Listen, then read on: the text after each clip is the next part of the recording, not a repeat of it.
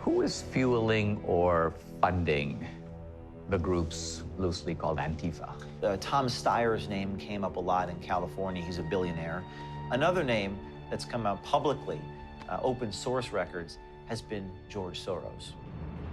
George Soros is one of the richest men in the world. He styles himself as anti-fascist, but his own history has a different story to tell. When the Nazis occupied Budapest in 1944, George Soros' father was a successful lawyer. He lived on an island in the Danube and liked to commute to work in a rowboat. But knowing there were problems ahead for the Jews, he decided to split his family up. Schnell! Was machst du? Du Schweine Jude! Schnell! Los, los, los! Schnell!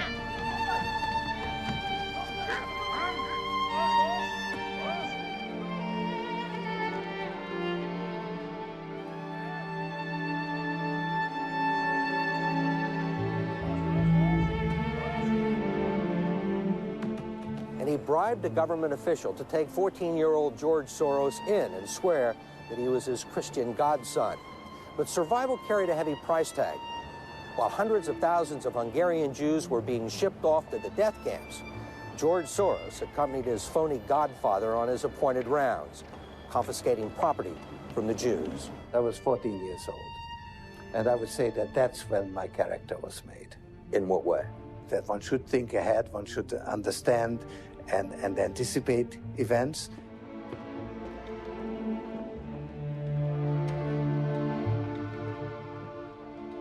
My understanding is that you went out with this protector of yours who swore that you were his adopted godson. Yes, yes. Went out, in fact, and helped in the confiscation of property from the Jews. That's right. Yes. I mean, that sounds like an experience that would send lots of people to the psychiatric couch for many, many years. Was it difficult? Not at all. Not at all. It created no problem at all. No feeling of guilt? No. Well, actually, funny way, it's just like in markets, that if I weren't there, of course I wasn't doing it, but somebody else would be taking it away anyhow. In other words, whether I was there or not, I was only a spectator, the property was being taken away. So I had no role in taking away that property. So I had no sense of guilt. Are you religious? No. Do you believe in God? No. The issue is not what Soros did as a teenager. It is that today, as an adult, he sees nothing wrong with what he did and would seemingly be willing to do it again.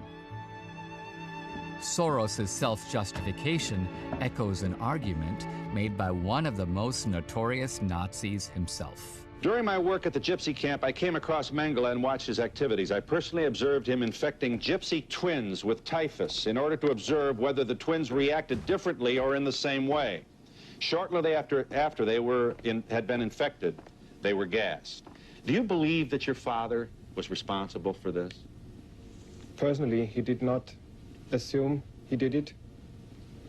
He thought he is a member of a concentration camp. He is not responsible for it because he did not invent the concentration camp.